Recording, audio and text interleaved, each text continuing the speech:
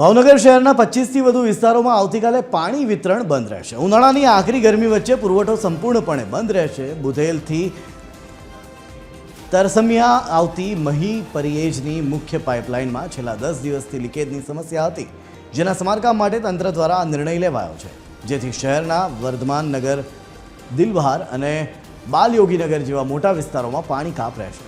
મહાનગરપાલિકાએ નાગરિકોને અગાઉથી જ પાણીનો સંગ્રહ કરી લેવા અપીલ કરી છે। ભર ઉનાળામાં પાણી વગર હજારો પરિવારો મુશ્કેલીમાં મુકાશે, ત્યારે જોવાનું એ રહે છે કે તંત્ર કેટલું ઝડપથી આ કામ પૂર્ણ કરી પાણી પુરવઠો પૂર્વવત કરે છે। શહેરના જે તરસમિયા ફિલ્ટર ઉપર જે બુધેલ મહી પરિયેજની જે લાઈન આવે છે તે લાઈન છેલ્લા અમુક દિવસથી લીકેજ હોવાથી વધારે પ્રમાણમાં પાણી જતું હોવાથી તેને રિપેર કરવી જરૂરી બનેલ છે અને ઉનાળાની ઋતુ શરૂ થવાની તૈયારીમાં છે। વધુ તાપમાન વધે તે સમયે કરવા કરતાં હાલમાં થોડું જે મધ્યમ તાપમાન છે ત્યારે આ રિપેરિંગ કરી લઈએ તો ભવિષ્યમાં ઉનાળા સમયે આ રિપેરિંગ કરવાની જરૂર ન પડે।